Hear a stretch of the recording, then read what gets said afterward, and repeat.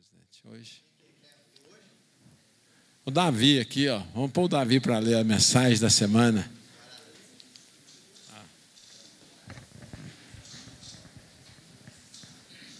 Oi. As mãos do avô, las manos del abuelo.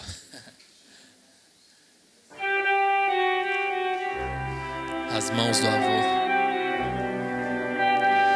Tu nunca voltarás a ver tuas mãos da mesma maneira. Meu avô, com 90 e tantos anos, sentado debilmente no banco do jardim, não se movia. Estava cabisbaixo, olhando suas mãos. Quando me sentei ao lado, nem notou minha presença, e o tempo passava. Sem querer incomodá-lo, mas querendo saber como ele estava, lhe perguntei como se sentia. Levantou sua cabeça, me olhou e sorriu. Estou bem, obrigado por perguntar, disse com uma forte e clara voz. Lhe expliquei que não queria incomodá-lo, mas queria ter certeza de que estava bem, já que estava sentado, imóvel, simplesmente olhando para suas mãos. Meu avô me perguntou: alguma vez já olhaste tuas mãos? Quero dizer, realmente olhou para elas? Lentamente soltei minhas mãos do meu avô, as abri e as contemplei. Virei as palmas para cima e logo para baixo. Não creio que realmente nunca as havia observado. Queria saber o que meu avô queria dizer-me. Meu avô sorriu e me disse: pare e pense um momento sobre como tuas mãos têm te servido através dos anos. Estas mãos, ainda que enrugadas, secas e débeis, têm sido as ferramentas que usei toda a minha vida para alcançar, pegar e envolver. Elas puseram comida em minha boca e roupa em meu corpo. Quando criança, minha mãe me ensinou a juntá-las em oração. Elas amarraram os cadarços dos meus sapatos e me ajudaram a calçar minhas botas. Estiveram sujas, esfoladas, ásperas, entrelaçadas e dobradas. Foram inábeis quando tentei embalar minha filha recém-nascida. Foram decoradas com uma aliança e mostraram ao mundo que estava casado e que amava alguém muito especial. Elas tremeram quando enterrei meus pais e esposa. E quando entrei na igreja com minha filha no dia de seu casamento, elas têm coberto meu rosto, penteado meu cabelo e lavado e limpado todo o meu corpo. E até hoje, quando quase nada de mim funciona bem, estas mãos me ajudam a levantar e sentar, e ainda se juntam para orar. Estas mãos têm as marcas de onde estive e a dureza de minha vida, mas o mais importante é que são estas mãos que Deus tomará nas suas quando me levar à sua presença. Desde então, nunca mais vi minhas mãos da mesma maneira, mas me lembro quando Deus esticou suas mãos e tomou-as do meu avô e o levou à sua presença. Na verdade, nossas mãos são uma bênção. Cada vez que uso minhas mãos, penso em meu avô e me pergunto: estou fazendo bom uso de minhas mãos? E sempre que minha consciência responde que estou usando minhas mãos para praticar o bem, para trabalhar honestamente, que as estou usando para dar carinho e amparo a quem necessita, sinto-me em paz. E agradeço ao Criador por tamanha bênção, esperando que Ele estenda suas mãos para que também eu, um dia, possa nelas repousar. A vida acontece no presente, sempre. Há somente o hoje, o agora, e este é o seu momento com Deus. Agradeça por tudo que tem nas vidas, tudo que tens na vida, e também pelas tuas mãos, que bondosas ajudam a tornar o hoje um dia melhor. Tenham todos uma ótima semana.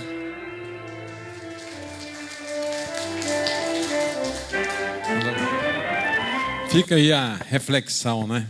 Muito lindo. Então, cada um interpreta como quiser.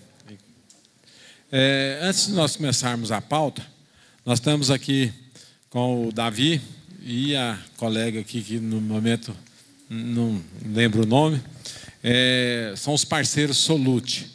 Então, a Solute sempre está aqui conosco e hoje o Davi está aqui para falar alguma coisinha para nós. Boa noite a todos. Obrigado pela oportunidade de estar falando mais uma vez para vocês. Bom, eu vim aqui acho que um mês atrás e fiquei devendo uma resposta com relação à procuração eletrônica dentro do portal ICP Caixa, a validade dessa procuração eletrônica. Então, eu fiz um contato com o pessoal da Caixa e fui informado que essa procuração ela tem a validade de 1 ano. Então, independente do certificado valer por 3 ou por 1 ano, ela vai ter a validade, né, somente por 1 ano, devendo ser renovada ao fim, né, dessa procuração. Era só para fazer essa, que eu não tinha esquecido, não. Bom, a parceria lá na Solute continua. Davi, só Sim. Um pouquinho sobre essa procuração. Certo. Tem muitas pessoas que às vezes usam um meio que às vezes a procuração dura 2 anos, que é quando o seu certificado está vencendo, ele faz uma outra procuração e a Caixa permite que ela vá mais 1 ano. Isso. Na realidade, isso já é o que vem já nato do brasileiro, né? Então, até um erro, francamente, da Caixa e da Receita, porque são sistema deles. Então, por se tratar de uma identidade digital que já se venceu, ela continuar valendo em procuração, realmente é uma coisa a se pensar até os órgãos que legislam com relação à certificação digital. Então, isso está sendo verificado com eles. Mas hoje há essa possibilidade. Se você tem o certificado de 1 ano, faltando ali alguns dias para estar vencendo a validade, você renova a procuração ainda. Pois é, pessoal. Então não vai no jeitinho brasileiro, não. Você queria falar aí, eu dizer uma pergunta para ele? É o Wagner.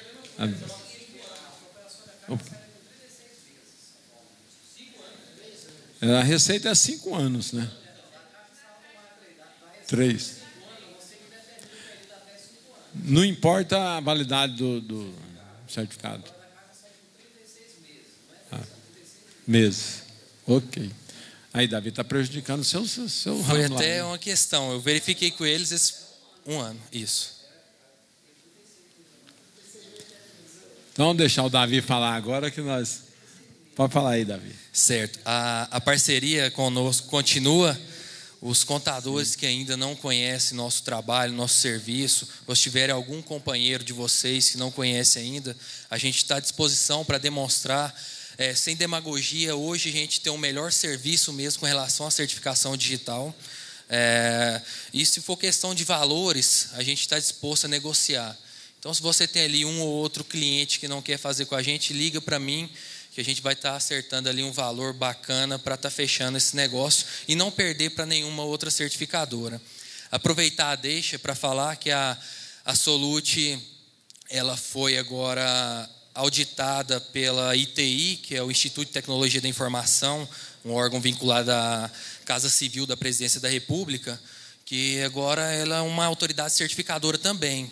Então, é um orgulho para a gente, uma empresa goiana mesmo, sair daqui e estar concorrendo diretamente aí com gigantes do mercado nacional e internacional também, como CertSign e Serasa.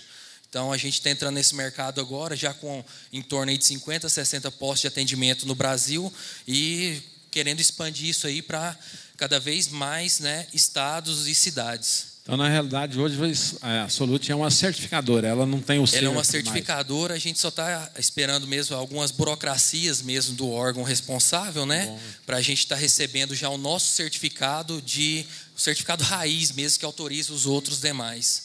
Então, é só burocracias mesmo que faltam para estar finalizando isso, para contemplar a gente como certificadora também. Muito bom. Se alguém tiver alguma dúvida com certificação digital, quiser esclarecer, eu estou à disposição aqui, também por telefone ou e-mail, vocês fiquem à vontade. O presidente quer falar aqui. Opa. A dúvida, assim, me fizer uma pergunta, se é para eles ou para todos nós, né? O pessoal que mexe com gado, certo? É agropecuário. Ela tem o cadastro estadual, aquele cadastro estadual, mas é uma pessoa física. Ela estaria obrigada ao SPED e também aos cadastros digital? Me parece que o produtor rural ele está obrigado à nota fiscal eletrônica, porém ao SPED não. A única questão do produtor rural, no caso, ele tem um cadastro SEI, né?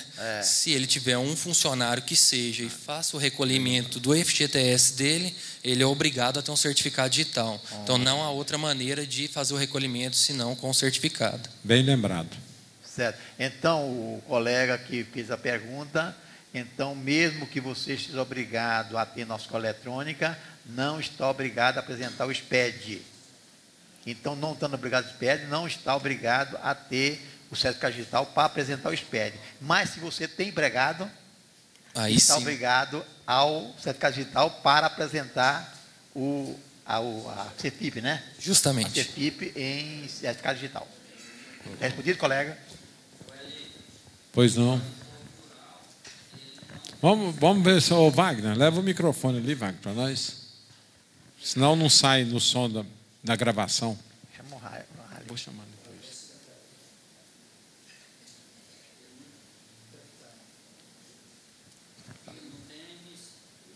Verdinho. Ele não tem emissão própria de nota fiscal eletrônica. Ele emite a nota eletrônica, mas aquela lá direto na agência. Aí por isso ele não tira, ele não tem obrigatoriedade do SPED.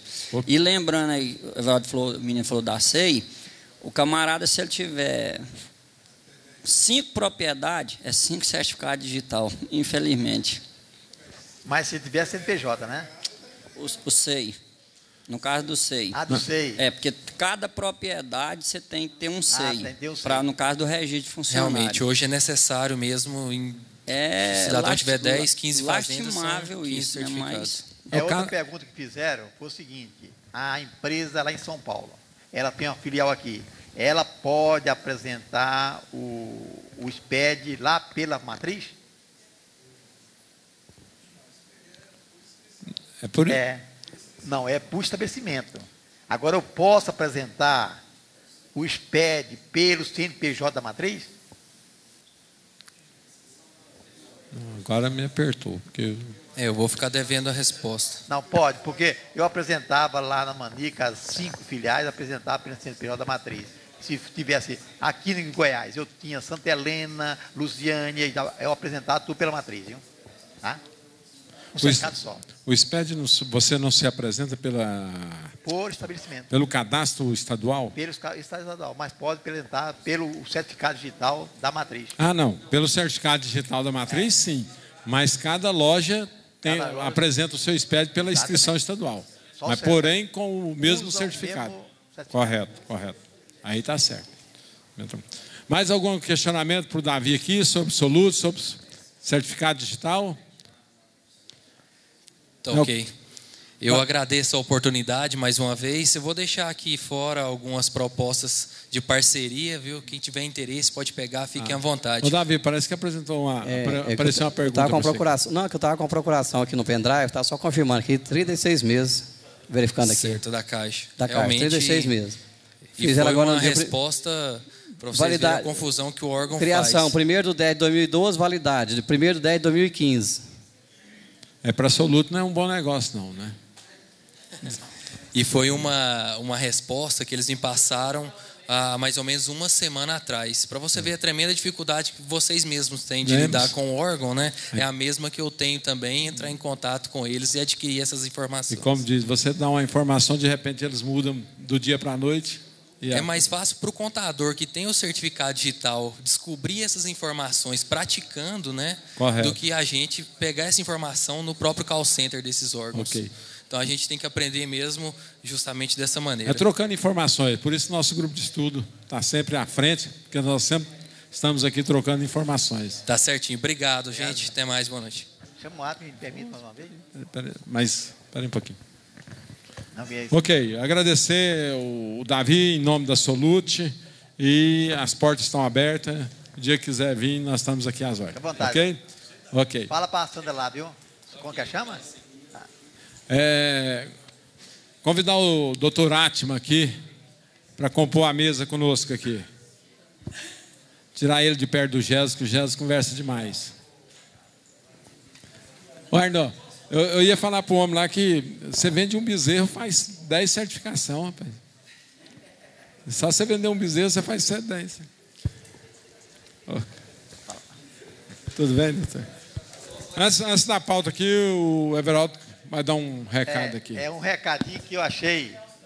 A gente sempre falava aqui. Bom, vamos ouvir aqui o presidente, pessoal. Sempre falava aqui, gente, vocês têm que lançar toda a nota fiscal no livro de entrada. E muita gente não fizeram isso. Lançar na contabilidade, não lançar no livro de entrada. Gente, vamos supor, energia, água, telefone, tudo é lançado no livro de entrada. Mesmo que seja ocasionalmente, você chega, pega um cupom fiscal, lança no livro de entrada. Porque estão autuando tudo. E a multa é 25% sobre o valor da nota, não podendo ser inferior a R$ 357.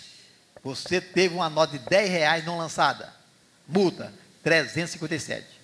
Então, o nosso colega mandou isso aqui só para alertar vocês, tá? Aqui está o auto infração.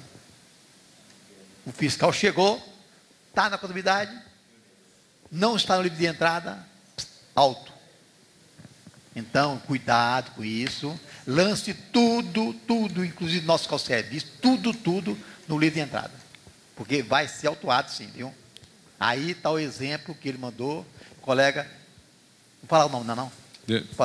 Deixa o Ronan falar um negócio. O colega foi autuado, ele tirou o nome daqui, certo? Para não colar. Então, ele foi autuado e mandou isso para nós. Como que nós vamos fazer com isso? Aí que eu falei para ele. Olha, se está lançado um livro na contabilidade, no contábil, e não está lançado no livro de entrada, é uma multa formal. Aí, o que acontece? Nós temos que procurar um advogado bem tributarista, que eu sei que existe algum artigo que fala o seguinte: na primeira instância deve perder e talvez a Ducati perde, mas na justiça comum vai ganhar. Porque o ato praticado pela pessoa não causou nenhum prejuízo para o Estado. Então, existe um artigo, não sei aonde, vocês podem procurar 69. Que tem. Não sei se é isso. 69? É. Então tá. Código tributário. Não, estadual. Aquele é outra coisa. Não, é. Aquele 69 fala o seguinte: que causou procurar a repartição fazendária.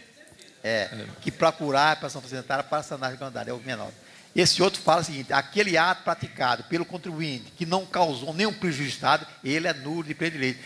Me parece no Código Civil, no Código Tributário Nacional, na Lei Complementar 87, porque a Lei Complementar 87, se não me engano, é a lei que substituiu o Código Nacional em termos de ICMS, certo? E a 116, que substituiu o Código Tributário Nacional em termos de ISS. E tem essa lei e existe o Código Tributário Nacional, que tem algumas regulamentações ainda, que vai servir para todos ainda, certo? Mas eu sei que existe, me parece, o artigo 112 do Código Tributário Nacional. Então, eu sei que vai ganhar. Acontece, se o valor for significativo, tudo bem, sabe? Mas se não for, é bom entrar com recurso e para que ganhe isso, tá? Ok, deixa eu ver o Ronan aqui primeiro. Boa noite, colegas. Boa noite. Tem alguém dos senhores que nos visita hoje pela primeira vez? Por gentileza, colega, faça a sua apresentação. Meu nome é Sebastião, eu sou técnico em contabilidade e estou fazendo também o sexto período Estou fazendo também o sexto período de contabilidade e eu estive conversando com o Everaldo e ele foi para me dar um pulinho aqui, que eu tenho experiência também com o nosso programa e estou à procura de um trabalho. Aí eu conversei com o Everaldo e pediu para me dar um pulinho na reunião de hoje. Certo. Fala para os internautas aí. Oi? Repete o que você fala para os internautas lá. Meu nome é Sebastião, eu sou técnico em contabilidade E estou fazendo o 6º período de contabilidade. Eu estive aqui na segunda-feira deixando o currículo aqui na portaria. Aí, conversando com o senhor Everaldo, o presidente, ele me indicou para vir dar um pulinho aqui hoje, para deixar o currículo para o pessoal. Ok. Antes, então, de pegar um gancho aí nas palavras do Everaldo, os senhores já têm conhecimento da portaria 802 da PGFN, agora de 9/11/2012. Se os senhores não têm ainda conhecimento desta portaria, ela veio para consolidar este parcelamento agora que as empresas fizeram com essa cobrança da Receita Federal.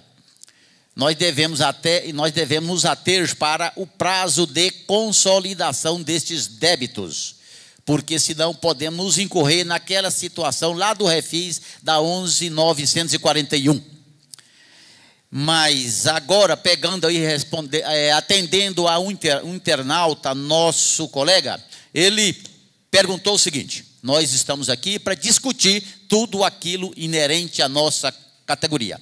Não devemos nos envermelhar em fazer as nossas perguntas. E ele quer saber o seguinte: a pequena empresa tem-se a dificuldade de controlar receita e despesa. O que às vezes ele vem fazendo? No final do mês, pega-se o cupom fiscal e lá o cupom, um exemplo, está lá R$200 para reforçar o caixa, uma vez ele sabendo que só pode ter havido omissão de receita, porque teve-se a despesa. Ele lança aquele cupom de R$200, R$2.000 para reforçar o caixa. Claro que não está correto, mas ele aí está amarelando, ele não está avermelhando. Se fosse o contrário, 2.000, ele lançasse 200.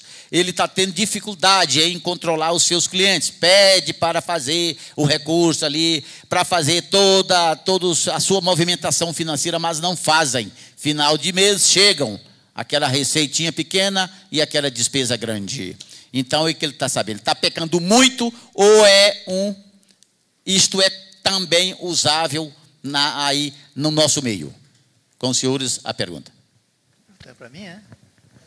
Pode ser para você, presidente, inclusive quando se falou aí em termos de autuação da Cefaz. Tá bom. Bem, pessoal, eu falei que se eu fazia isso há muito tempo atrás, e se perguntar 5 anos atrás para mim, eu falaria que eu fazia e negava. Hoje eu faço e não nego. E graças a Deus fiz e agora não preciso fazer mais. Olha que beleza, né? Então, eu adestrei os meus clientes que ele que tem que fazer isso. Ele que tem que saber quanto que compra e quanto que vende. Ele tem que saber quanto que recebe e quanto que paga. Como que fez isso? Através do nosso programa, tem um documento lá que a gente coloca, é insatisfatória a situação de entrada e saída de recursos. E ele terá que me assinar, falando, estou ciente da situação detectada pela contabilidade. Então, com isto, eu barrei muito isso aí. É um ato praticado, que poderia haver uma multa formal, mas essa multa formal, o principal, ele já pagou, que seria o tributo da sonegação. Poderia haver a multa formal, e falo porque poderá ser autuado multa formal. E o cliente poderia, sim, autuado pela multa formal, que poderá chegar na frente e não dá nada. Mas, se for um auto pequeno, ele vai ter que pagar pelo menos os 20%, que seria os 2.000, né? Então, dos males, o menor. Então, se houver o estouro de caixa, faça isso, que você está se colocando no lugar do fiscal, que já está tributando o valor principal. Como isto parece ser comum no meio dos 80%, aí digamos, né, 80% das empresas, né, que são micros e pequenas, gostaria também de fazer alguma colocação, senhores? Muito obrigado. Deixa eu falar um pouquinho. Pessoal, e que está falando em coisa comum, né? Aconteceu uns tempos passados, um fato comum comigo, que é exatamente isso aqui. Que era o nosso fiscal, o Capeca.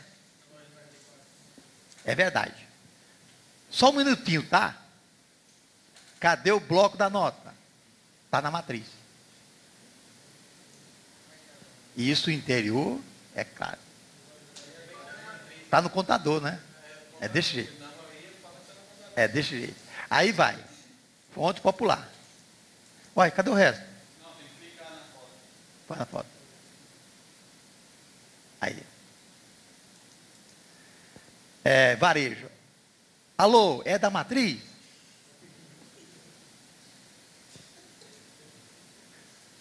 Aí vai lá. Sim, claro. Tá, 1 minuto. Não. Só 1 minutinho, tá? Olha o Caté como que tá.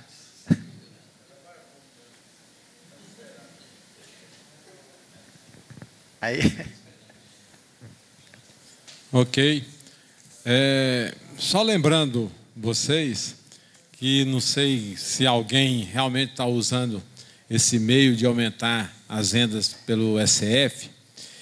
Tem que ter um cuidado muito grande, porque o totalizador do SF, ele não vai bater com o totalizador do Sintegra. Então, tem que ter cuidado nisso, porque, de repente, o totalizador da máquina do SF vai dar um valor e o que você está informando no Sintegra não vai bater com o totalizador do SF. Então, de todo jeito, você pode aumentar, mas o ideal seria realmente pegar a entrada e saída de recursos que o nosso programa tem e mandar o proprietário assinar e mandá-lo emitir mais cupom fiscal. Porque, na realidade, você está querendo ajudá-lo. E depois, se der algum problema do totalizador, vai sobrar para você. Então, na realidade, eu acho que você está querendo ajudar e, ao mesmo tempo, a pessoa vai jogar uma culpa em cima de você se, por acaso, acontecer alguma coisa. Você vai evitar o financeiro, tranquilo. O financeiro está evitado. Mas, porém, na hora que você fazer o Sintegra, você tem que ter um cuidado muito redobrado, porque, senão, a informação que está no SF não vai bater com o Sintegra. Ok? Só isso. Não, concordo plenamente com o Eli. Eu estou falando que isso é em caso de extremo. E eu volto a perguntar para o senhor Eli. Você chegou no fim do mês, verificou lá o controle do recurso. O controle de recursos está aparecendo... Não sou contabilidade. Quando colocou lá, apresentou um caixa negativo. Essa é uma coisa que aumentou. Quando aumentou essa receita, é a mesma coisa. Você acharia o caixa negativo? Não vai. Então, o pecado, era um pecado maior eu deixar o caixa negativo? Ou amenizava, já oferecendo a tributação, o valor detectado no caixa? Tudo bem, Ebraldo. Eu não estou o que eu estou falando para você é só para evitar o problema. Você pode até fazer isso e deve fazer. Agora, 90% das empresas ainda tem o bloco de nota consumidor. Certo? Então, é melhor pedir o bloco consumidor lá e fazer pela nota consumidor. Tá? Do que fazer o totalizador ficar divergente com o Sintegra. Ô, Eli, e se a empresa trabalha só com nota eletrônica? Aí você tem que fazer isso e entregar para Deus. Tá?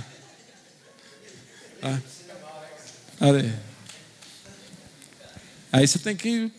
Um dia você tem que mandar ele fazer alguma coisa. Mas deixa eu te perguntar. Quando a empresa está obrigada a trabalhar com SF, ela não só pode usar o D1 só em caso de intervenção, para mandar para o conserto? Respondeu lá. Hipoteticamente, sim. Mas acabou a energia. Você vai usar. Acabou a energia naquela hora lá, você fez. Pessoal, não pegue o que está falando aqui como um fato comum, gente. É exceção da regra. No caso extremo, certo? Você usa, paga o imposto e pronto. O ideal mesmo é brigar com o cliente, fazer com que ele emita mais cupom fiscal. Fazer igual o Cateca aí. Espera aí. Aqui, Zé Walter. Nós devemos observar que a legislação diz que, se acabar a energia, nós vamos emitir a nota fiscal pelo bloco e Quando voltar, nós vamos soltar o cupom conforme esteja a nota fiscal. Tudo bem, mas ele está mais fiscalizador do que o próprio fiscal, né? Eu só estou dizendo o que diz. É o extremo, o que o Everaldo falou, é no caso extremo isso aqui, pessoal. É no caso extremo, ok? Ele, aproveitar ainda nesse assunto de ECF, só te perguntar uma coisa. Teve um cliente que ficou obrigado à utilização de ECF, foi lá um programador, fez o processo tudo direitinho e falou para o cliente o seguinte, olha, não é preciso pôr o TEF aqui, não vai ser preciso pôr o TEF, e toda vez que você passar o cartão, vai ser como se fosse à vista. Parece que tem alguma coisa dentro do Código Tributário Estadual que o TEF é obrigatório, né? Dá algum problema isso aí? Porque no final a receita vai ser a mesma. No final... Uma vez que você usa o ECF e está vendendo pelo cartão, é obrigatório o TEF. Certo? Agora, outro caso extremo. Tem nego que usa aquela maquininha até hoje aí. Agora, o que pode acontecer? Em caso de você resguardar toda venda feita pelo cartão, você vai lá e emite um ECF dela. Porque você tem documentação para poder entrar com a defesa. Porque o fiscal pode ir lá te autuar e depois falar assim, defenda. Aí o doutor Atman entra. Entendeu? Está doido para avançar, né? Tá. Ô, doutor Atman, você viu o papel que o Everaldo colocou aí? Quer comentar alguma coisa? Oi, Lê. O que trata disso daí é a Instrução Normativa 890 de 2007. Das administradoras de cartão de crédito. Aí, matou. A questão da... Tá falando, tá ok. A questão da... Boa noite. Boa noite. A questão da imposição da multa que o Everaldo mencionou, essas questões de imposição de multa passam por dois prismas básicos, né? O princípio do não confisco, né? Que passa por dois subprincípios que são da razoabilidade e da proporcionalidade, e também aquela questão da não prejudiciabilidade junto aos cofres públicos, certo? Esses são dois princípios que estão capitulados na legislação, o que confere uma força legal maior e uma aplicabilidade mais fácil por parte tanto do operador do direito como também dos magistrados. A linha de argumentação e até o que vai acontecer, o Everaldo colocou bem. É provável que você perca na primeira instância, no CAT, mas em fase judicial a probabilidade de vencer é interessante. Mas aí a gente cai um pouco naquelas questões do faturamento da empresa, né? Para a questão do não confisco, isso é importante. Se a empresa tem um porte, né, pequeno, médio, grande, né? Então isso tem que ser levado em conta também na hora da mensuração disso. E também, por último, eu colocaria também um outro aspecto nessa matéria que tem que ser levado em consideração, é o poder de argumentação de quem está defendendo, né? Tem que conhecer bem a matéria, todos esses meandros que vão derivar em uma série de detalhes que fazem a diferença para que isso dê certo ou não a argumentação dessa matéria, que a princípio parece muito fácil, mas que é de uma complexidade, eu diria que é até razoável. Mas o prognóstico que o Everaldo deu, ele é perfeitamente plausível. É aquela coisa, é defensável, vai perder em fase administrativa mesmo, né? A questão é você ter uma boa argumentação na fase judicial para poder aproveitar os precedentes que já tem nessa matéria, não com relação a essa penalidade em específico, mas a outras penalidades. E só para terminar, o princípio do não confisco, ele tem uma interpretação objetiva dele, que ele não pode passar, a penalidade não pode passar somando ela e o tributo a 50% do valor auferido pela empresa. Isso já é jurisprudência, né? Já é uma base um pouco mais objetiva de um princípio que estava um pouco solto ao alvedrio aí da interpretação dos magistrados. Muito obrigado. Nessa hipótese aí, então, aquela multa mínima cairia, então. Aí é que é aquela questão.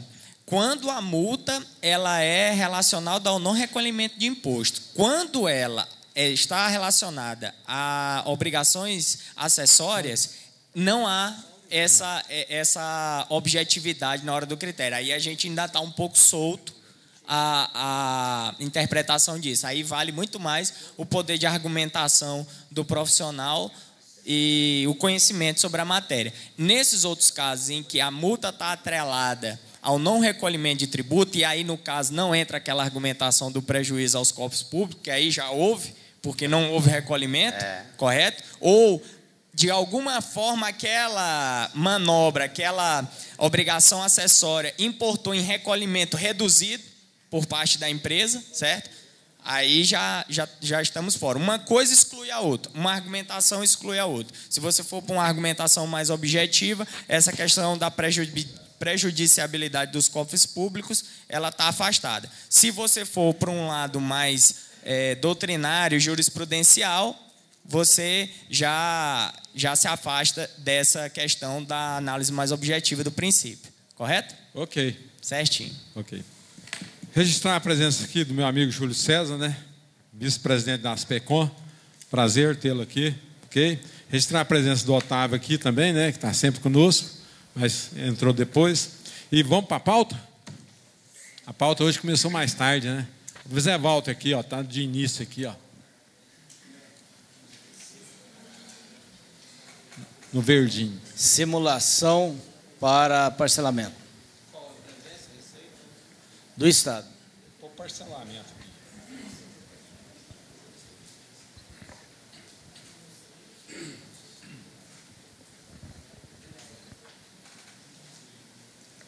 Quem? Ah, o Júlio. Quem? Salário maternidade. Salário maternidade.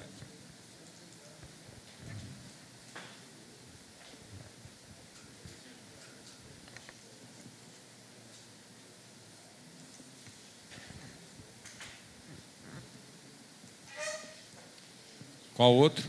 Ah, Ismael. Israel ou Ismael? Ismael. Ismael. Desenquadramento do Simples Nacional, Estado.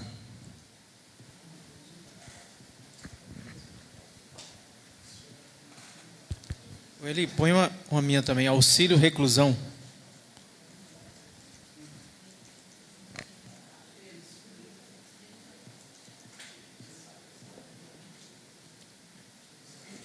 Quem mais? O Júlio lá? Ah, tem a menina ali, ó. Passa aí, Maurinho. Lucilene. Lucilene. Sobre tributação de PIS e COFINS de corretora de seguros e parcelamento de INSS.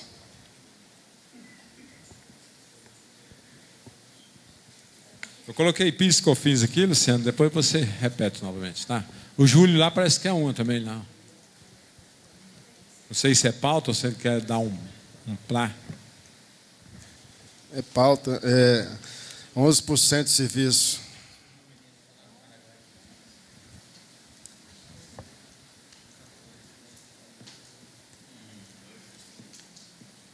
Ok. Ah, Franciana aqui.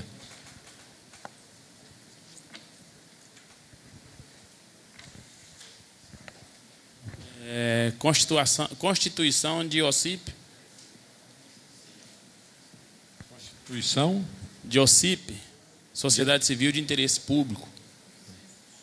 Repete que não saiu bem. Sociedade Civil de Interesse Público. OCIP.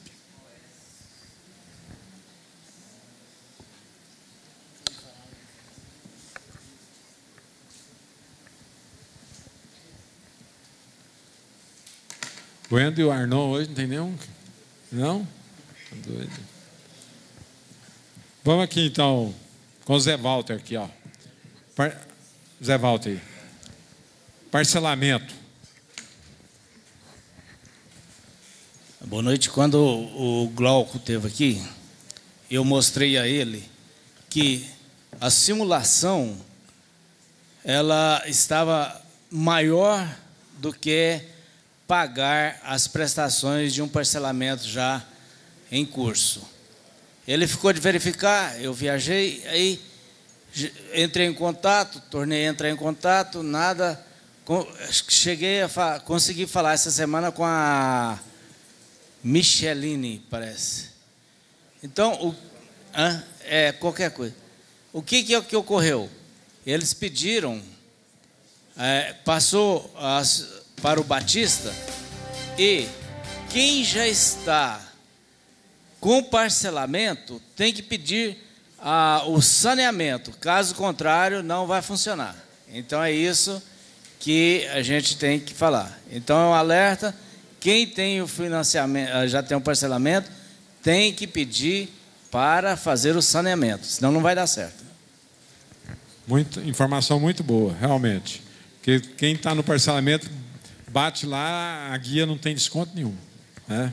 Exato. Mas depois que sanear, eles fizeram o saneamento, o Batista fez até por telefone para mim, para me mostrar.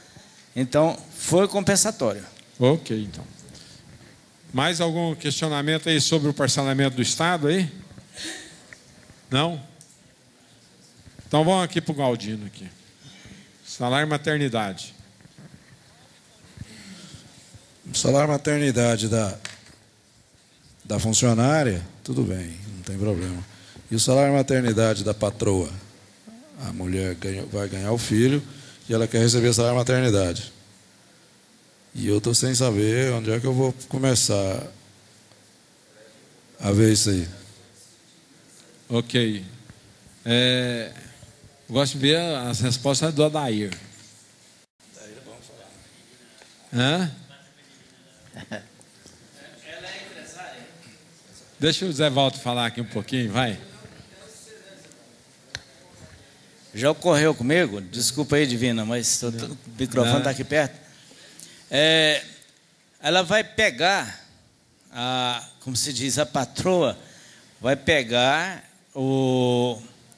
as 3 últimas CEFIP, o atestado médico e a certidão de nascimento, e vai no INSS, será concedido o auxílio maternidade, salário maternidade, e ela vai receber normalmente os 120 dias.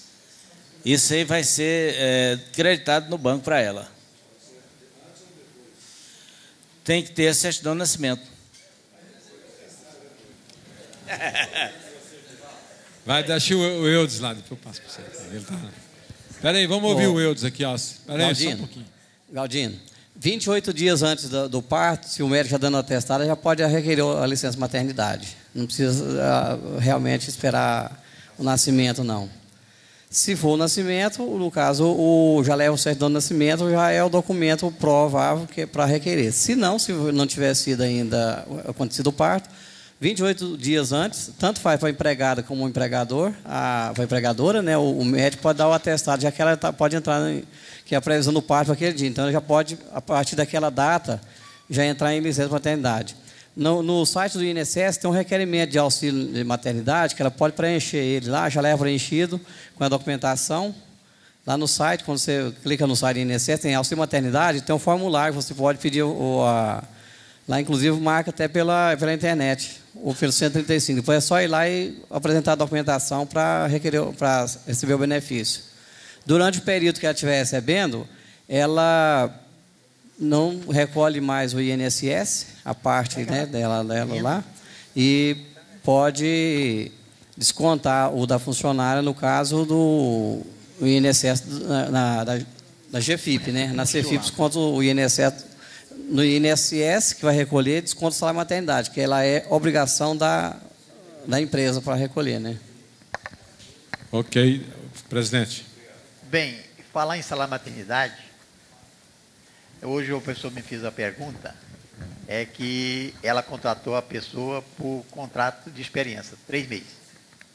Então, isso é para o nosso colega daí. Nesses 3 meses, aí ela passou grávida. Pode dispensar dentro dos 3 meses? Aí o Adair agora então, vai falar. O colega nosso perguntou e eu falei que o Adair ia responder a nosso grupo de estudo aqui. Então, vamos escutar bem o nosso colega que perguntou, fez a pergunta, e ele vai assistir agora, tá? Pela resolução 185 do Tribunal Superior do Trabalho, ele alterou a súmula 244 no inciso 3 e acabou com essa estabilidade para a gestante, no caso do contrato de experiência. Acabou com a estabilidade. Então, se quem estiver grávida e entrar na empresa, ou então adquirir o filho dentro desse contrato de experiência, acabou o contrato de experiência, poderá dispensar? Não. Não. Não. É o contrário.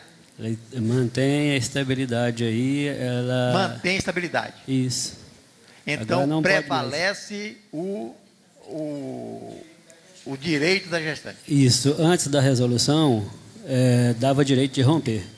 Com a nova resolução, agora 185, houve a mudança. Então, não admite mais essa dispensa, porque é observado o direito social da empregada e não o ato jurídico, que é o contrato, baseado na CLT ou na própria lei da empregada. Realmente, aí, frisando bem o que o Odair colocou aí, anteriormente, a resolução 185, realmente, no seu contrato de experiência, era permitido dispensar a grávida ou a gestante no ato do contrato, durante o percurso do contrato de experiência. Com a adição da resolução 185, alterando a 244, realmente a estabilidade também acatou e foi premiada, né, a gestante no contrato de experiência também. Okay? Aí é normal, né? Você tem que... Não, se você mandá-la embora, você tem que indenizar. Mesmo no término do contrato. E outra coisa, vamos supor... Olha a coisa mais esquisita, né? Depende do momento em que a empresa teve ciência, entendeu? A partir do momento que a empregada tem a ciência, já está valendo. Pode ser no último dia. É o seguinte, a empregada já estava gestante, já. Isso. Não interessa, eu não poderia jamais falar assim, eu não vou admitir a pessoa porque está gestante. Então, ele, de qualquer maneira, se a pessoa foi lá e se ele perguntar, ou daí adivina, se ele perguntar para a pessoa, você está gestante? É crime, né? Pode ser. Mas se ele olha bem, ele contratou a pessoa, aí vai lá fazer o exame, aí lá no exame ele consta que ela está grávida, ele pode negar? Deixa a Dair, peraí só um pouquinho, deixa a Dair.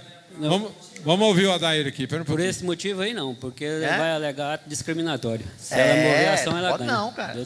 Mas a empresa não vai dizer que não vai contratar ela por isso, né? Acontece que ele só descobre, olha... Se iniciou o processo de admissão, aí sim. Aí pronto. Aí quando ela foi lá fazer o exame da admissão... Isso, aí pronto. Aí já constatou? Não, aí já não tem mais para onde correr. Tem que contratar a moça. Só mais um detalhe acrescendo aí em relação à estabilidade. Não só no caso da gestante. Vamos ouvir aqui, pessoal. Tá chegando. Não só no caso da gestante, também no caso do auxílio acidente. Acidente, trabalho. Porque a mesma resolução, na súmula 378, ela reconheceu a constitucionalidade do artigo 118 da 8212. Estão decidindo pela estabilidade, mesmo no contrato de experiência também. Já que você falou nisso, estabilidade, vamos supor no caso de acidente de trabalho. Eu fiz o contrato de 3 meses. O cara em 2 meses acidentou. Aí ele voltou a trabalhar? Voltou a trabalhar. Então, ele terá direito a quantos? 1 ano? Pelo artigo 118. Tá bom. Ele terá direito a 1 ano. Daqui a 1 ano, acabou esse estabilidade. Aí eu conto mais 2 meses. Se a convenção não prevê outras extensões. Aí eu mando embora pelo contrato de trabalho que expirou. Eu suspendi o contrato até ele cumprir. Porque passa a ser indeterminado, né? É obrigatório? Porque no caso aí... Não, mas eu estou cumprindo a estabilidade de acordo com o acidente. Então, suspendi meu contrato de trabalho. Ele voltou a trabalhar. Passou o prazo do contrato, prazo determinado. Por causa de uma determinação. Por causa da estabilidade. Não, por causa da estabilidade. Eu não quero ele mais mesmo. Continua indeterminado aí. Contrato de experiência. Indeterminado. Faz o não aviso. tem outra forma, não. Aí é um caso sério. Tem um aviso. Deixa o Ronan comentar aqui, eu passo o microfone para vocês. Deixa eu só dizer, o estado gravídico não é doença. Portanto, se o médico prestar o serviço do exame, ele não pode mencionar lá que está grávida, porque ela foi lá atestar a sua condição de aptidão ou não para o trabalho. A empresa jamais pode se fazer isto. É um risco que vai se correr em admitir a feminina. Deixa o Endo comentar aqui, depois o Franciano. Ele respondeu uma das perguntas já para mim. Então, ela estando grávida, foi lá fazer o ASO lá, estava grávida, não informou nada, não interessa. Ela tem a estabilidade dela. Pronto, morreu, né? Morreu. Até porque, e conforme nós falamos, o estado gravídico não é doença. É uma virtude, uma qualidade da mulher, sabe? E na situação de acidente de trabalho, a pessoa... passei por uma situação dessa. Meu motoqueiro andou de moto, machucou o dedo do pé lá que bateu e machucou o dedo do pé. O médico deu 3 dias para ele de atestar lá que ele não podia trabalhar. Não conta. Isso aí pode gerar uma instabilidade ou não? Não. Tem um limite de dias? Uma vez quando ele fica à disposição do INSS, né? Certo? Deixa o Franciano comentar aqui. Mas espera um pouquinho. Deixa o Franciano, depois você vai. É a mesma pergunta aqui? É sobre salário maternidade. A minha dúvida é o seguinte, igual o Adair estava falando, quando é acidente ou a pessoa está doente, contrato na experiência, aí se descobre, você está entendendo? Que ele está doente. Dentro do contrato de experiência, se suspende o contrato até ele voltar, ou o contrato ali já perdeu a validade? É que o Adair comentou. Auxiliar, deixa ele comentar aí de novo, que eu vou deixar. Auxílio doença é um tratamento. Auxílio acidente de trabalho é outro. O auxílio doença, você continua a contagem normal do contrato de experiência. No acidente é que entra a estabilidade quando ele entra a partir do 16º dia pela Previdência. Aí ele garante essa estabilidade por 1 ano, na forma do artigo 118 da Lei 8.212. Ok, presidente. Só para que o Endo está falando, ele quebrou o dedinho, né? Aí passou... 3 dias. 3 dias não, vamos colocar 25, né? Aí já entrou na estabilidade. Aí, não, peraí, daí. Aí entrou 25. Aí a empresa, não, você não vai ficar encostado para a NPS, eu vou continuar pagando. E agora?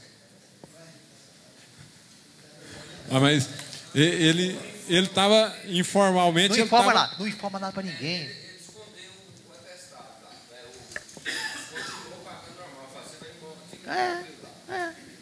E agora? Mas, de repente... Se o danado quiser entrar na justiça... Justiça do trabalho. Justiça do trabalho. Tá que sacanagem? Tá. Mas eu acho que não. Só reparando aqui um negocinho, é o seguinte, nós brincamos aí de patroa, então vamos falar empregador doméstico e empresária. Tá? Empregadora doméstica e empresária, para não ficar falando patrão. Né? Tá? Como que vocês estão, o Adair aí mesmo, como vocês estão agindo com esse aviso prévio aí que a nota técnica diz uma coisa e os sindicatos estão aplicando outra coisa? Então, alguém entrou na justiça comum aí? É o que está rolando aí. Deixa eu dar aí comentar aí, depois o eu dizer. Eu, graças a Deus, não tenho tido problema, porque eu estou vinculado ao Sindicato da Saúde e tenho aplicado a progressão normal, sem problema. O Sindicato da Saúde é o único que está aplicando a nota técnica. Né? Então, dei sorte, porque até hoje eu fiz a progressão normal, sem problema. Também tem mas você, lá no Sindicato da Saúde, você está considerando aviso de 45 dias, de 36 dias? Corretamente. Conforme a progressão normal devido ao tempo. Quando o empregado tem que trabalhar os 39 dias, 36 dias? Até os 60 dias, se for preciso, normal. Interessante, né? Porque os outros sindicatos aí estão mandando ir para a justiça comum. Arbitrariedade aí, né? Você tem que indenizar, né? Infelizmente. Agora, esse pessoal certamente está tendo cuidado de fazer o aviso prévio certinho, né? A elaboração do aviso, corretamente. Não esquece aquele chavão antigo, 30 dias, esquece de dizer que tem a prorrogação. Estão fazendo esse aviso prévio direitinho. E mesmo assim, os sindicatos estão criando problema, né? Tranquilo. Tudo bem. É arbitrariedade, então. Na realidade, você faz a contagem correta do tempo de serviço, porém, 30 dias o funcionário trabalha e você indeniza o restante. Quer dizer, ou você quer homologação ou não quer, ou então entra na justiça comum, né? Posso fazer uma perguntinha aqui? Faça. Eu me lembrei de um caso aqui, gente, me permita. Aconteceu, eu criei casa, a data base para o empregado aumentar o salário seria abril. Quando foi lá em agosto, ela deu o aumento espontaneamente para o empregado. Quando ele foi acertar agora, eles queriam que aumentar o salário tomando por base o mês de agosto e não tomando por base o mês de abril, que é a data base. E foi uma confusão total desse trem, certo? Não, gente. A data base, se ela aumentou o salário em agosto e esse salário ultrapassou o que o sindicato ia dar, não há o que falar em aumento. Concorda ou não? É antecipação, hein?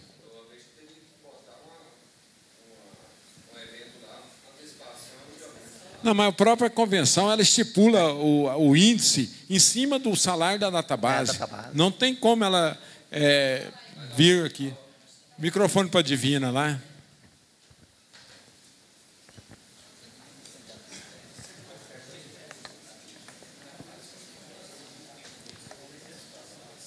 Vamos ouvir a Divina lá, pessoal. Espera aí.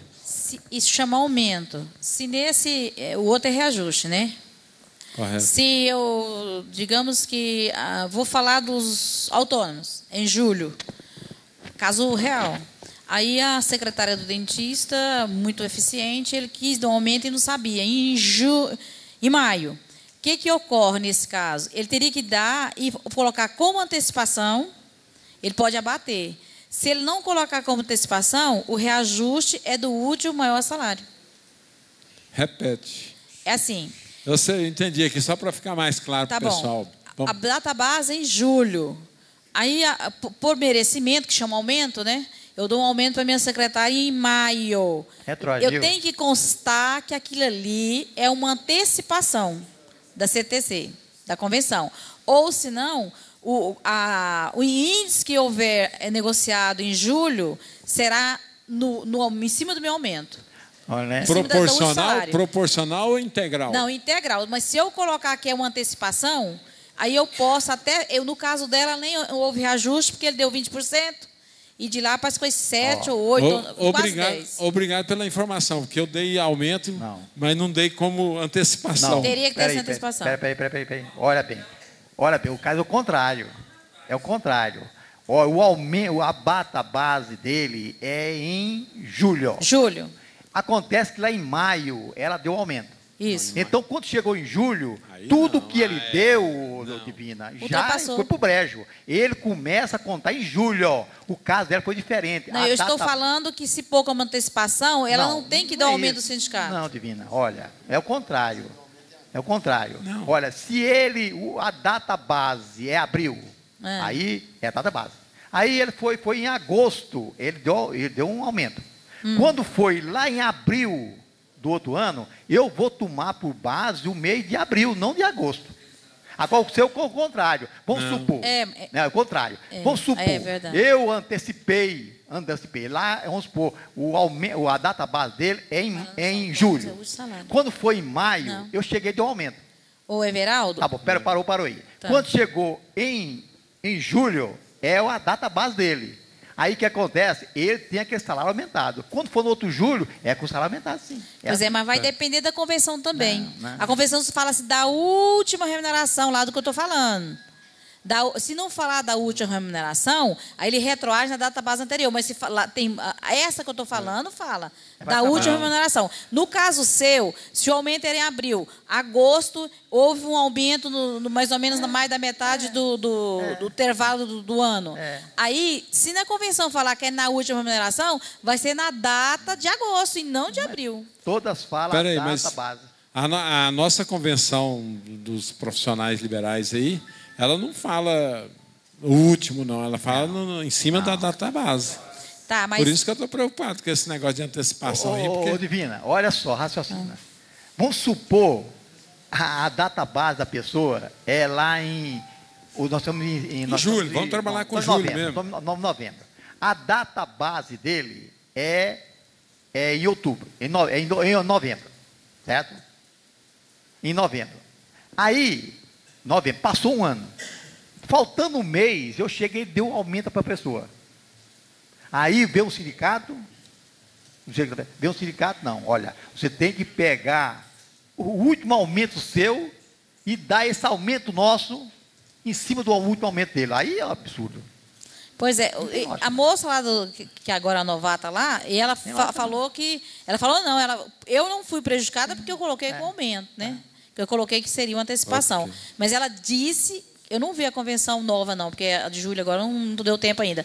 Mas ela me disse, falou assim, não, você tem que dar sobre a última remuneração. Porque geralmente todas as convenções, ela prevê o aumento em cima do salário da data base. Na realidade, eu vou até olhar nessas convenções que eu tenho lá. Existe alguma coisa na lei que todos os aumentos que aconteceram fora é considerado, como chama que falou lá? Antecipação. Antecipação? Espera aí, Wagner, traz o microfone aqui. Nosso consultor Adair. Está ali. O outro está na mesa. Está na mesa. Caixa-prego. Mandar o Joeli comprar mais uns 2. A convenção é um acordo entre as partes. O combinado não é caro. Se as duas partes aceitou que deve ser feito o aumento em cima da última remuneração, não há o que discutir. Burrice tem que aceitar. Ok. Esse aí já está bem esclarecido, isso aí. Espera aí, então, o microfone aqui. Vem cá, Franciano, carrega o microfone para nós. É porque tem um aqui que o Ronan tem que falar nele, o outro ali, a mesa todinha falando. A assiduidade entra na base para 13º e rescisão? Maioria das convenções, não. Provavelmente lá da saúde não entra, né?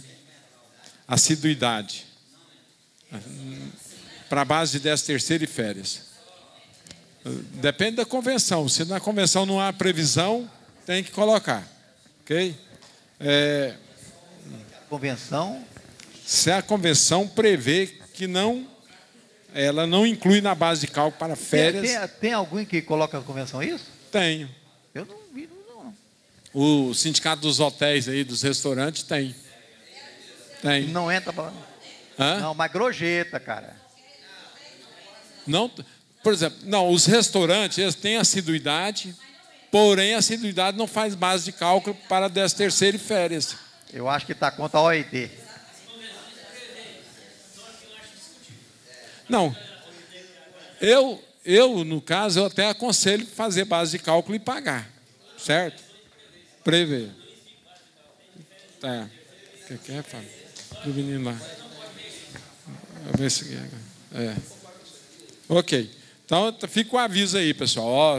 Quando a convenção não prevê essa base de cálculo, é interessante que você desobedeça essa aí e faça como base de cálculo, que não vai custar pouca coisa a mais. Ok? Eu queria beber com o doutor Atman, era a respeito do... Não era salário maternidade, não, era sobre... Depois, se eu lembrar, eu te questiono. Vamos aqui com o Ismael, aqui, ó. Sim, ali, ó. Sim. Desenquadramento do Simples Nacional. Boa noite. Boa noite. Sobre o desenquadramento das microempresas no Estado do Simples Nacional, né? Eu tive, acho que semana passada lá na Cefaz, e me informaram que o delegado da Receita iria olhar essa questão, o que ele poderia fazer, né? Em melhoria, né? Eu queria ver se tinha alguma coisa, alguma posição sobre isso aí, né? Se tem algum mandato, alguma coisa, sobre alguma lei. Bem, colega, não tem nada. Eu só recebi aquele seu. Ninguém me procurou mais, certo? Então, o que eu falei aí, vamos rezar para ver se eles ficam por isso mesmo, certo? Porque se não houve muita gente, no caso de vocês, é um desastre para a empresa. Então, é o que como o Ato falou. Esse desastre, certo, que você não observou essas duas empresas, uma coisa tão pequena, certo? Na minha concepção, eu já falei, eu acho que eles vão deixar passar, fica caladinho e vão ver o que é que dá. Tá certo. Então. Deixa o doutor Atman falar. Pode falar. Com relação a esse comunicado que a Cefaz enviou a algumas empresas, concordo em gênero, número e grau com o doutor Everaldo. É um comunicado, ainda não é o termo de exclusão, correto?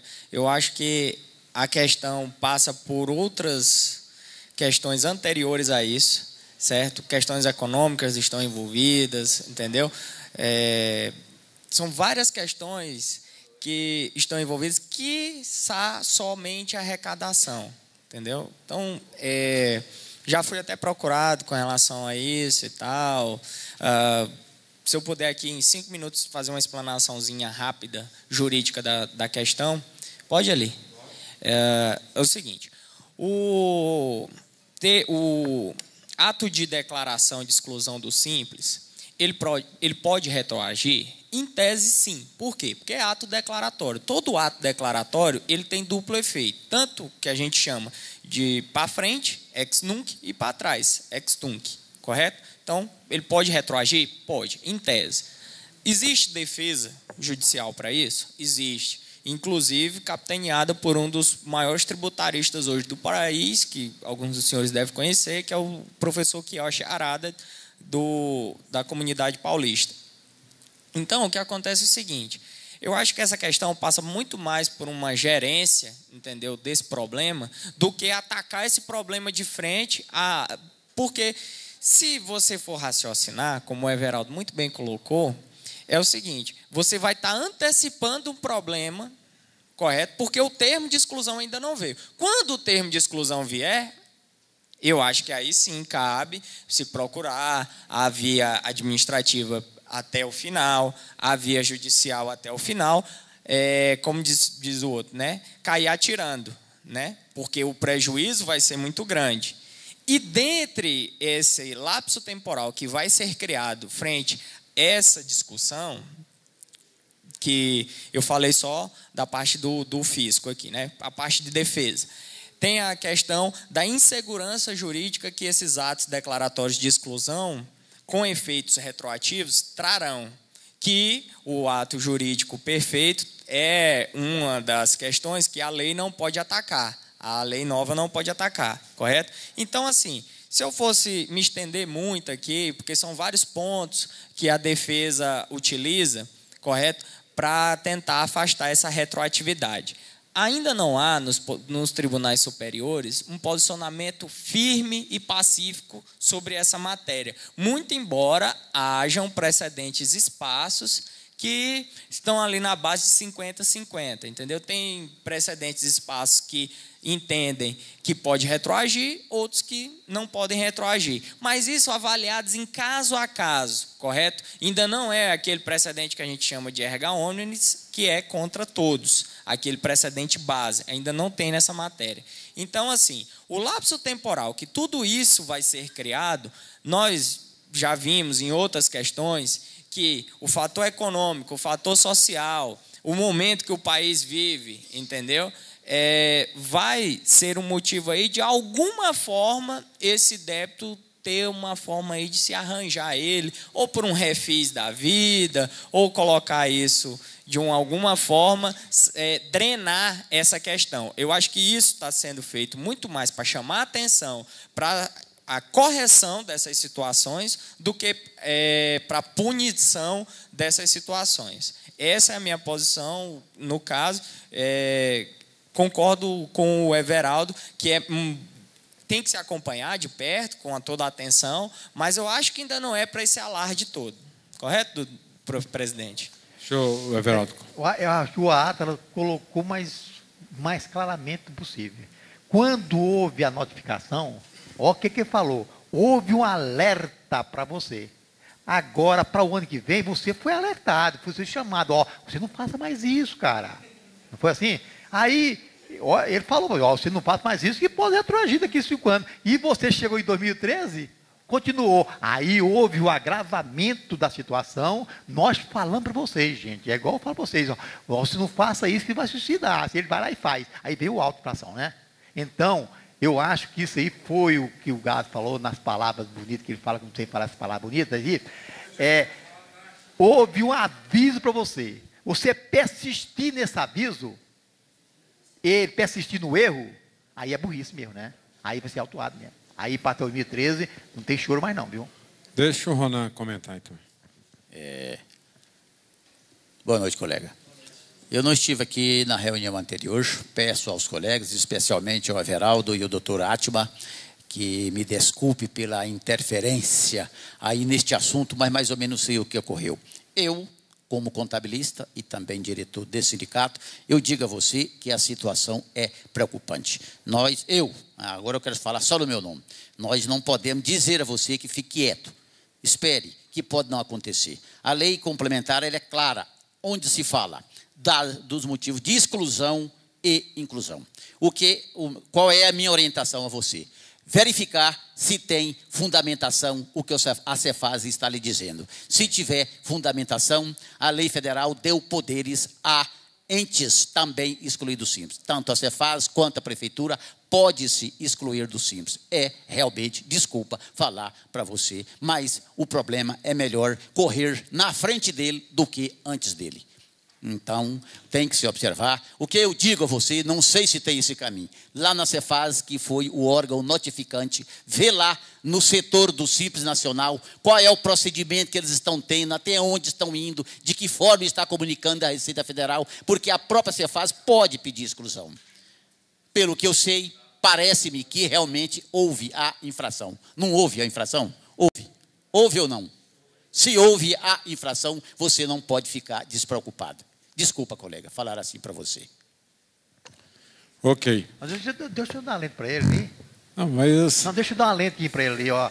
Olha, peraí, não. Ele falou assim, ó. Aí ele falou assim, ó. Nós não podemos aconselhar, certo? Mas se o conselho for bom, a gente vendia, né? Agora, tem lados de um lado e tem outros lados, certo? Então, você decida com o seu cliente. Eu, particularmente, se fosse eu deixava correr o barco, porque o ato falou muito bem a respeito, tem um lado social, tem um lado econômico, tem todos os lados possíveis. Não vamos olhar só uma vertente, não. Essa empresa, ela é impossível fazer o auto-infração. Ela é impossível. Ela não tem condição econômica de cumprir o que saiu a lei. Então, olha esse lado. Então, como o Noato falou, da notificação, a notificação não é um ato já definido. Então, isso é um aviso. Eu esperaria e sairia, aí em 2013 sairia mesmo. Aí você está abusando. Em 2013 sairia e deixava para correr. Eu, particularmente, faria isso. Ok. Para todos, conforto, consulta melhor o doutor Atma. Peça para que ele converse com o seu cliente, que ele foi otimista, ok? Ótimo. Então vamos acreditar no otimismo dele e que você tenha êxito. Quanto à questão, como, por exemplo, agora, foi só o seu caso que apareceu até agora, teve outro não caso, foi possível ainda agendar nada com o Evaristo ou com o Zé Carlos. Mas nós estamos ainda no aguardo. Se aparecer mais alguma coisa nesse sentido, aí nós temos um volume maior para argumentar com o pessoal lá. Mas, por enquanto, viu? A gente está tentando agendá-lo lá, mas assim que a gente conseguir também, a gente não vai deixar de frisar o seu caso. Ok? Ivandro, vou dar para o Wagner ali auxílio, reclusão. Deixa eu contar a história aqui, para você ajudar a me resolver. Vamos ouvir aqui, pessoal. O cidadão lá, o funcionário de uma construtora, um servente pedreiro, dia 27/10, brigou com a esposa, o vizinho denunciou, ele foi preso. Aí ele recebeu o salário de outubro, a mãe dele que recebeu, pegou uma procuração pública e recebeu o salário para ele. Da empresa. E até hoje o cidadão está lá, atrás da grade lá. E a mãe dele agora está querendo que baixe a carteira, que ela tem os poderes lá com essa procuração pública, mas eu acredito que não pode, porque essas faltas são justificadas, porque ele está preso, e quando a ele nos ajudasse a resolver esse pepino aqui. Microfone aí, daí. Vamos ouvir o doutor Átila em relação a essa prisão aí, porque... A questão, ele está preso, certo? Aí ele quer dar baixa na carteira?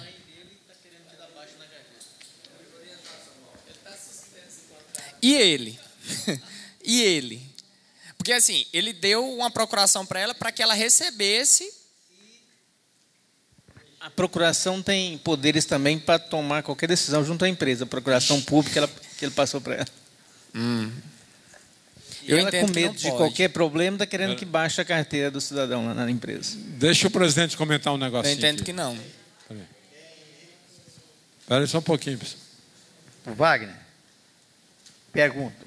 O empresário, vou perguntar para o Odair. O empresário, o cara foi preso. Eu não poderia ir embora, até eu acho que até por justa causa podia ter mandado embora. Mas, eu falei, não, você vai embora sem justa causa e pronto. Pode fazer, não pode? Eu não sou impedido de justa causa, eu acho que não cabe, doutor Everaldo. Ou existe o impedimento de eu mandar embora o cara porque ele está preso? Tem que haver o julgamento. Né? Não, tem que mandar embora. Tem que haver a apuração do inquérito. Sem justa causa. Não, Everaldo. Para dar justa causa, tem que ter avaliação. Sem justa causa. Sem justa causa? Não pode, porque o contrato está suspenso. O quê? O contrato está suspenso enquanto ele estiver preso. Isso. Agora, vai haver o julgamento. Sendo condenado, aí sim, pode haver o rompimento. Porque no caso, ele está preso, mas ele não é condenado. É a tal da prisão processual, que muita gente, não é a minha área, mas eu já atuei. Por incrível que pareça, hoje eu estava vindo para o sindicato e estava escutando a rádio 730, estava fazendo propaganda. E lá tem esse programa, a procuradora do INSS responde. Então, parece que foi esse caso seu aí. Então é o seguinte, o INSS só vai reconhecê-lo como exclusão, auxílio exclusão, com o trânsito em julgado. Quando transitado em julgado. Com sentença condenatória transitada em julgado. Então, a partir do momento que ele for preso de delegacia, ele não tem sustentação e benefício nenhum. Apesar de ele ser assistido pelo governo, certo? Mas o benefício de inclusão, ele vai receber só após transitado em julgado o processo e ele for preso num presídio. Aí, a partir do momento que ele for preso no presídio, aí sim ele foi julgado, transitado, julgado, aí o INSS vai conceder esse benefício. Essa questão do local onde ele está preso, como o nosso país padece aí de uma estrutura carcerária mais adequada, não é tão relevante assim. Por quê? Porque tem preso em delegacia, em determinados locais, que está cumprindo pena. E tem preso em presídio, que é preso processual, entendeu? Mas o grande lance é esse. Houve uma condenação transitada em julgado, ou seja, aquela que não cabe mais recurso, esse é o marco para a questão do auxílio reclusão que o Eli está falando ali. Tá bom. Deixa eu dar aí comentar. Conforme o artigo 116 do Regulamento da Previdência, decreto 3.048, diz lá, o auxílio reclusão será devido nas mesmas condições de pensão por morte aos dependentes. No seu parágrafo 2º, o pedido de auxílio de reclusão deve ser instruído com a certidão de efetivo recolhimento do segurado à prisão, firmada pela autoridade competente. Eu não sei se os internautas ouviram sua voz, porque eu aqui ouvi muito mal. É só ler lá o artigo 116 em diante. Daí, é porque aí há um detalhezinho que tem o Instituto da Detração, que o que acontece? A detração, o que é? Eu fui preso, fiquei 4 meses preso, aguardando a minha sentença condenatória transitar em julgado, vamos dizer assim, né? E eu fui condenado a 8 anos de prisão. Eu já cumpri 4. Então, esses 4 vão entrar no cômputo da minha pena, entendeu? É por isso que a certidão de efetivo recolhimento ela é de extrema importância, tanto para questões previdenciárias, como também para questões de recolhimento, porque a gente não quer que a pessoa passe pela privação da liberdade, além daquilo que a lei determina. Certo. Então, o artigo 116 do Decreto 3.048 e o artigo 331 em diante da IN 45. Deixa o Everaldo comentar aqui. Bem, esse negócio de prender, né? O cara dá um peteco no olho da mulher lá, né? Aí vai preso lá, né? Aí o que aconteceu? Ele vai ficar, ele não vai trabalhar, aí eu não posso mandar ele embora. Tá bom, não pode mandar embora. A lei falou que preso não pode ser mandado embora. É isso? Suspenso. Suspendi o contrato do cara. Aí, por mais pecado, aí ficou os 2 meses lá, quando ele voltou. Aí quando ele voltou no dia que ele voltou. Não. Manda embora por justa causa, porque incompetência conduz de mau procedimento. Verdadeiro ou falso? Mas conta férias, 13º, alguma coisa, esse prazo que ele está preso aí? Não, suspendeu. Quando ele voltou, no dia que ele voltou, você está dispensado de justa causa. Está suspenso já. Porque ele estava preso, eu não podia mandar, né?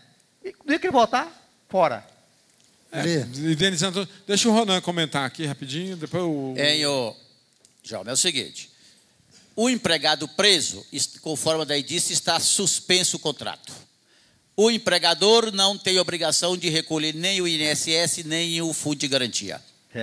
O empregado condenado pode ser sentenciado, pode ser demitido, depois de sentenciado. Aí, depois de sentenciado, ele vai receber o auxílio previdenciário de reclusão. Por que esse auxílio? Alguns juristas entendem que isto é uma aberração social, pagar auxílio previdenciário para um preso, condenado. Mas por quê? A Constituição, lá no seu artigo 226, protege a família. E o artigo 5º diz que a pena não pode estender além da pessoa do condenado. E se, então, não houvesse o auxílio previdenciário, os seus dependentes, esposa e filhos, estariam à mercê. Então, você não vai mandar o empregado embora. Você não vai demitir, porque ele não foi condenado. Depois de condenado, você demite e a família dele, então, vai pleitear o auxílio previdenciário. Deixa só o Wender, que está na frente aqui. Micro. Passa para o Wender aqui, Ivandro. Depois o Fábio quer falar e depois o Halley. Zé Valdo também. E quando esse cara responde liberdade? Tá lá, ficou 2 meses lá, obedecendo só na C² e é solto por uma liminar. Não, quando ele está em liberdade, ele trabalha normal. Trabalho normal, né? O que aconteceu comigo uma situação dessa, até você lembrando daí que eu te perguntar? Eu não, quase. Aí eu... até teve um problema agora na fiscalização do Ministério do Trabalho devido a isso. O cara foi preso ano passado, no final de agosto, então ali foi tudo zerado, as folhas de pagamento dele.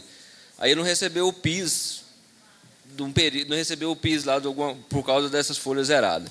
Aí ele denunciou no Ministério do Trabalho, a fiscalização teve, a gente mandou ele embora quando ele saiu, e fizeram a fiscalização na empresa, não deu problema nenhum. Eu acho o seguinte, que o Ronan explicou esse trem aqui tão bem, que quem tiver dúvida, faz uma pesquisa com ele. Deixa eu ver o Fábio passar. Não, só queria... O Ronan já falou que o benefício não é para o preso, é para a família, é para garantir a sobrevivência do núcleo familiar. O preso é provedor. Certo?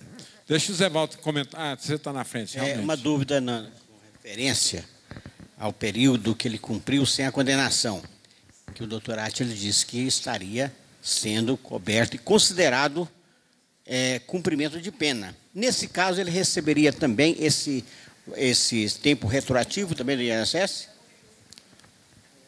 Não, aí é questão de verificar. Vai entrar no cômputo da pena, né? Então ele vai receber também. Porque o que acontece é o seguinte, ao invés dele cumprir 8, porque aí, vocês vão me desculpar aqui, tem algumas questões, entendeu, que conta de dia e de noite, tem a questão da redução pelo trabalho. Então, assim, pode ser que 4 meses podem virar 8, entendeu? Na hora de você fazer o cômputo da pena, entendeu? Não é a minha área, é a área penal. Então, assim, existem algumas questões que você joga em cima desses 4, que esses 4 não vai virar só 4, entendeu? E aí, isso vai ser jogado em cima dos 8. Isso vai importar em quê? Na questão que o Wendel falou ali, questão, por exemplo, de liberdade provisória, questão de cumprimento de 1/3 da pena. Você vai começar a contar a partir de quando? A partir daquela certidão lá que o Odair comentou, entendeu? Então, como chama? Como é computado pelo efeito de cumprimento de pena, também o pagamento do auxílio reclusão deve se ater a esses ditames aí, correto? Ok. Só que é como eu estou te falando, entendeu?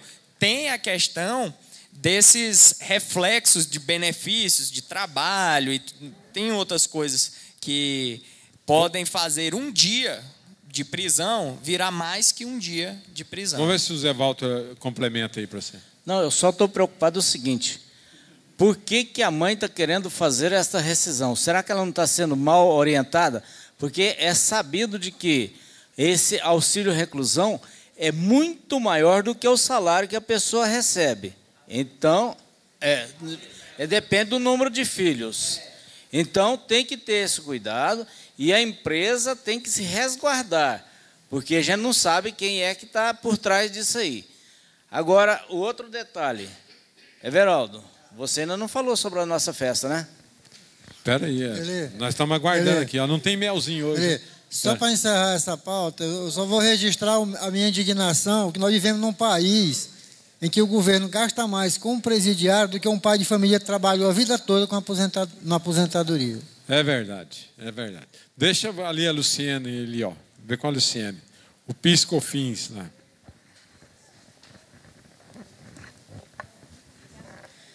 É o seguinte, eu estive pesquisando sobre a empresa corretora de seguros e vi que, assim, o que eu li, que ela é equiparada à entidade financeira.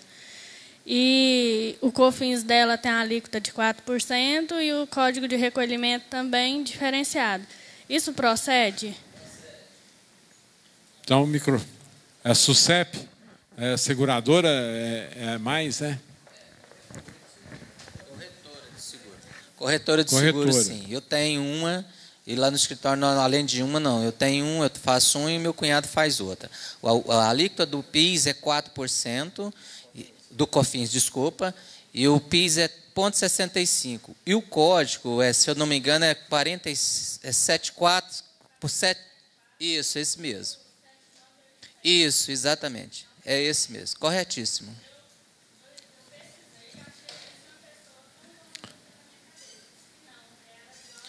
Pode fazer que está corretinho, tá? Deixa eu só ver o comentário do Josino aí, que o Josino também mexe com isso aí, não é, Josino? É craque no trem? Não, o rapaz aqui falou corretamente. Tá certinho, viu? E isso aí, a majoração é só em cima do PIS/COFINS ou em cima do Imposto de Renda e Contribuição Social também? Só em cima do PIS e COFINS. Só? O PIS é 1,65 ou 60? 0,60. Só a majoração só no COFINS. Ok, então. O Júlio foi embora. Então pode falar. Eu não coloquei o INSS aqui não, mas você falou.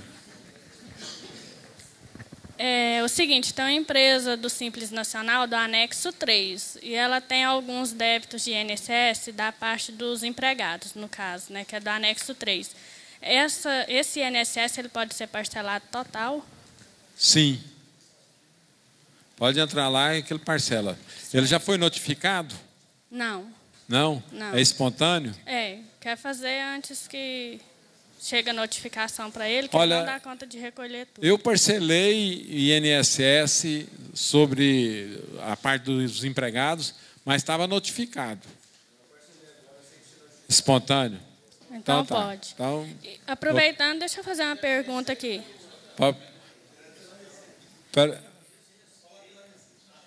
Espera aí, deixa a Luciane terminar ali. Alguns clientes estão recebendo da Secretaria da Fazenda a parte do ICMS,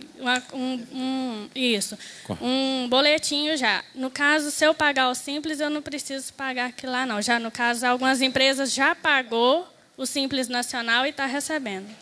Não, mas você fez o parcelamento da Resolução 94? Não tem na parcelamento. Receita? Não, é a empresa do Simples Nacional. Aí a Secretaria da Fazenda está mandando a cobrança da parte do ICMS. No caso, algumas empresas já até pagou o ICMS, o Simples Nacional. Ah, já pagou? Já. Algumas já pagou, outras não. Aí... Deixa o Otávio responder para você aqui um pouquinho. Aconteceu o seguinte, a Receita Federal mandou para a Secretaria da Fazenda um arquivo do qual ela excluiu o ICMS do período que você estava devendo. Não são todos. Qual a situação que você tem que fazer nesse momento? Você vai abrir o extrato daquele mês que você recebeu aquela notificação da Cefaz, ou senão você consulta no site do Simples Nacional aquela consulta de débito. Você vai ver que tem assim, valor declarado, valor devido. Normalmente, quando você consultar, você vai ver que tem uma diferença de valor declarado e valor devido para a Receita. Então, naquele momento que você tira a guia pelo portal do Simples Nacional, você está pagando o Simples sem o ICMS. Tá certo?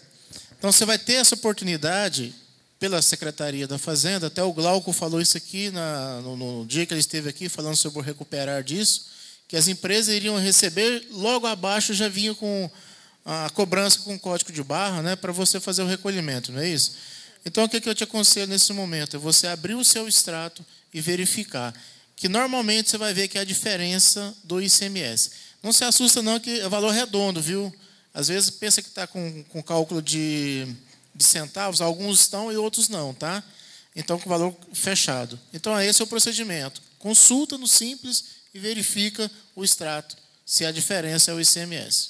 No dia que o Glauco teve aqui, eu não tive a oportunidade de vir, eu não estava sabendo. Aí teve uma empresa que pediu para eu fazer o recálculo do Simples. Eu fui lá nos débitos, eu notei a diferença. Eu entrei pelo DAS, lá onde gera o DAS, gerei sem ele do valor integral. Pode, então, não dar problema também não, né? Não. Foi confirmado pelo Glauco que isso iria acontecer. Se você tiver a oportunidade de assistir a palestra pelo que está no site do sindicato, no dia que o Glauco veio falar sobre o recuperar, ele respondeu algumas questões a esse respeito que você está questionando. Está certinho, você pode recolher, inclusive não tem multa. Ele falou sim que poderia entrar no programa recuperar aquilo lá, entendeu? Inclusive, os que estão recebendo da Secretaria da Fazenda está vindo sem multa, o valor do ICMS sem multa. Ele falou que... No caso, se for um valor expressivo, compensa ele pagar o ICMS pelo que está recebendo da Cefaz e o restante pelo Simples Nacional. Exato, isso mesmo. Tranquilo. É isso que, se você pagou antes da notificação do Cefaz, levou prejuízo, né? Porque pagou... No Cefaz você paga sem multa. E lá você pagou com 20% de multa. O Franciano, já resolveu? Conta para nós. Hã? Constituição de OS. Constituição de OCIP, mas já encontrei, já. Beleza. Então depois você ensina nós. Nós resolvemos aqui nos bastidores, aqui resolveu. Então tá bom. Então falou. Tá. O Eli, o recuperar refis municipal, é até que dia que é? Tem a notificação, por favor? É a semana da conciliação. 14. Até amanhã, né? É do dia 7, dia 14. Amanhã. Ah, tá. Obrigada. Viu? Falou. Mas eu acho que é uma anedota isso, né? Porque 7 dias você vai lá e não consegue ser atendido. Vai. Então, que palhaçada é essa? Né? Não sei. E pior que dizem que o atendimento lá está de péssimo a pior. Né? Lá tá feio, viu? Você chega lá, não consegue ser atendido, não. E não consegue emitir pela internet. Você faz simulação na internet, mas não emite a guia. Eu acho que a prefeitura está na idade da pedra ainda, né? Tem que copiar o Estado. Vai lá e emite o trem e faz, igual a menina falou no Recuperar. Bem, pessoal, como vocês viram aqui no site nosso aqui, ó, vamos fazer uma comemoração? Então vamos. Ó, eu achei fraco o vamos, hein? Aí, será que vai dar participante mesmo? Fala aí, presidente, sobre a ideia.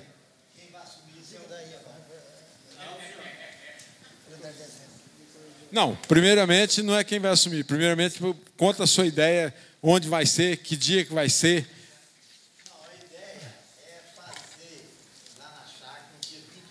Tá ligado não, tá?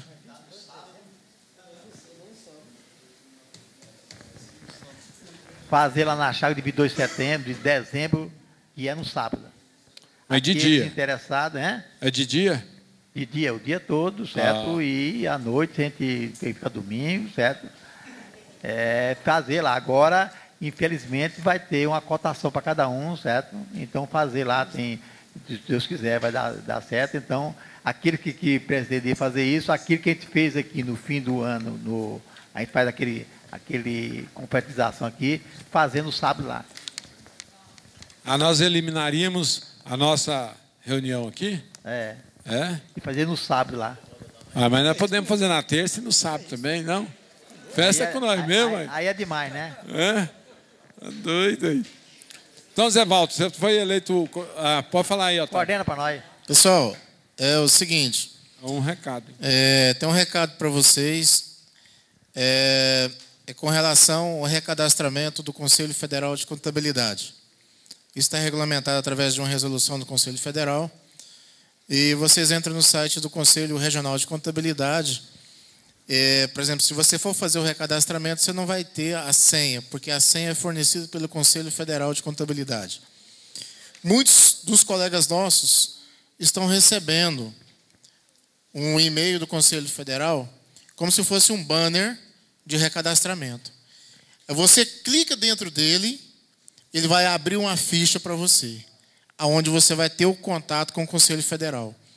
A hora que ele vai perguntar a unidade federada que você é, o seu número do seu CRC. E logo abaixo, ele te pede uma senha.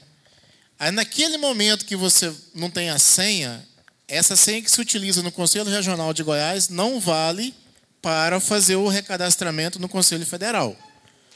A hora que você clica lá e fala que esqueceu a senha, no mesmo momento que você clica, que você envia aquela informação, ele está te enviando a senha. Tá? Aí é para fazer esse recadastramento. Então, o cuidado é esse. Às vezes você receberam esse comunicado, certo? E estão esquecendo disso. Então, eu vou abrir o meu e-mail na próxima semana. Eu queria que a próxima semana eu vou abrir o meu e-mail e vou mostrar para vocês como é que está sendo feito o recadastramento do Conselho Federal. Tá? Para vocês terem esse entendimento. Às vezes você recebeu e não percebeu que aquilo ali é um banner, né, que fala do recadastramento, tem uma pessoa, um rosto de uma pessoa ali. Às vezes você não atentou por aqui. Ele fala, clica aqui. Aí você clica e vai abrir. Tá? Eu vou demonstrar isso para vocês na semana que vem. Ok. Não, o CRC está em reformas. Eu vou aproveitar esse feriado. Vai falar aqui, pessoal. Esse feriado aí para ver se dá uma adiantada lá nas reformas do Conselho Regional, entendeu? Por isso que ele só a partir de segunda-feira. Certo? Isso aqui, né, Otávio? Ok. Espera aí, deixa de volta. Ele está falando aqui sobre domicílio tributário estadual, né? Ele ficou para 1º de março de 2012. 13. 13, desculpa, 13, 2013. Deixa o 1º de Devaldo março de falar, 2013. dar o recado dele aqui, ó. Era sobre o conselho, que ele só funciona até amanhã às meio-dia, certo? Quem tiver alguma coisa, que corra. E a partir de segunda-feira, a junta comercial vai A Praça do funcionar Sol. perto da Praça do Sol. Mas diz que vai funcionar lá só o protocolo. Vocês ouviram falar isso? O processo vai dar a entrada lá na Praça do Sol, vai vir para o setor universitário e aí vai demorar muito mais. Muito Mas mais. o que a gente está querendo dizer? Não adianta ir lá no setor universitário, vai ter que ir ali. É correto. Me parece que vai ter até um cafezinho lá, às 7 horas da segunda-feira. O Goiás não joga Universitário hoje. já é Né? difícil de estacionamento. Imagina a Praça do Sol, hein? Lá no setor universitário é até bom, né?